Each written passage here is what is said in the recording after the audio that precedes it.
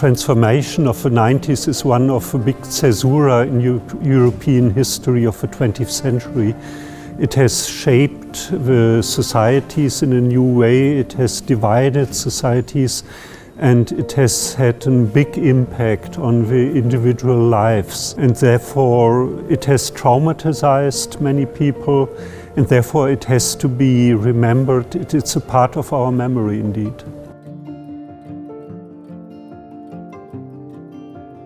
I think the economic transformations of the 1990s are increasingly becoming a very significant topic of public discourse in the former socialist countries. And because they are a part of public discussion that is being worked through at the moment, and this is still an ongoing process, it's also a fascinating subject for memory studies, because it's really an opportunity to see how competing memory discourses are formed and how they are vying for a position of dominance. So it's almost kind of a laboratory situation at the moment that we're witnessing with this very, very topical subject.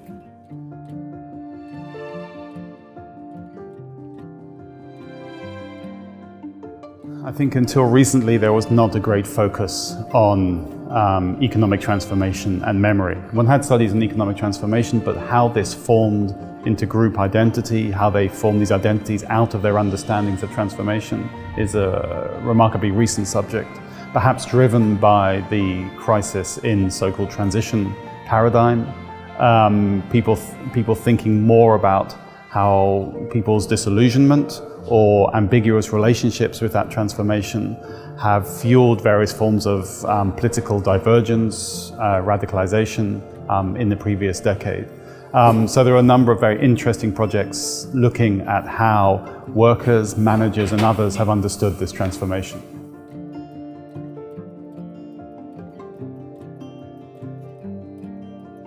By talking about these transformations and looking at them empirically through biography or interviews, through oral histories, through archival documents, we actually understand what were the actual options on the table.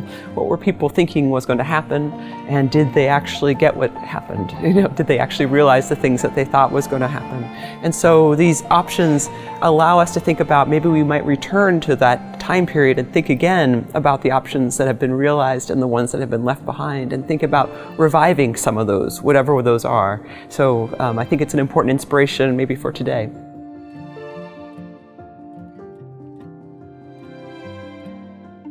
What we propose here, what we want to propose through the discussions and through meeting people of various disciplines and presenting various points of views, is to try to shed a new, fresh light on these historical processes and on the memory dynamics. And first of all, we focus on the individual memory and their relations to collective memories, to dominant public and official narratives of the past. Second of all, we want to focus on the regional specificity of memories of this period.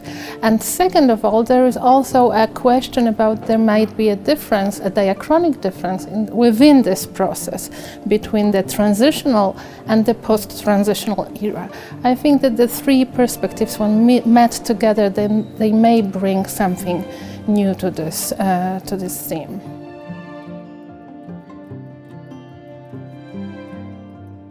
When speaking about memories and also memories of the economic changes, it's really important to have diverse agents and actors coming into dialogue together. So we are very happy at this conference that we had scholars from several countries who could exchange the experiences of different transformation coming from the German, Czech Republic, Polish, Romanian and other Eastern European countries' perspective. And we were also happy that there were a few experts who came to the conference, so economists, but also NGO activists who were also discussing these things with us. I think it is crucial to accept that there are no, so to speak, master narratives which kind of assume an official status. Let's say something which is legitimized by official speakers and by the state in particular. Memories and narratives about the past in general have to follow the same rules and principles as in a pluralistic, democratic public in general. So controversies, contradicting memories have to be accepted, have to be acknowledged, and have to be taken seriously. This conference can contribute to altering dominant narratives precisely by bringing the stories of other groups of the population that might not necessarily be the winners, because the narrative that we tend to hear the most is, of course, the narrative of the winners. And such a conference can, first of all, point to the fact that what we thought was the winner narrative was in fact more complicated. The people who seem to have come out on top easily, in fact, had to fight many obstacles, perhaps did not behave always in the most ethical way, and perhaps things were not as black and white or good and bad as it seems to us today retrospectively.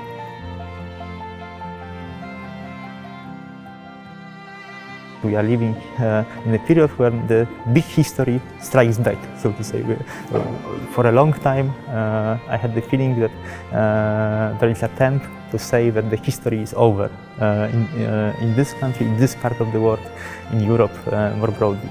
And now it seems that history is not over, history is back. So we need to understand why this dynamics occurs, because of course in democratic countries like Poland, like most countries, all countries in Europe, the choices made by citizens who are motivated by those various narratives matter for our political future as well. So in a sense, I think it's important to have this and to study this and to explore these interlinkages between the experience of an individual or the local collectives and the dynamics at the macro political level.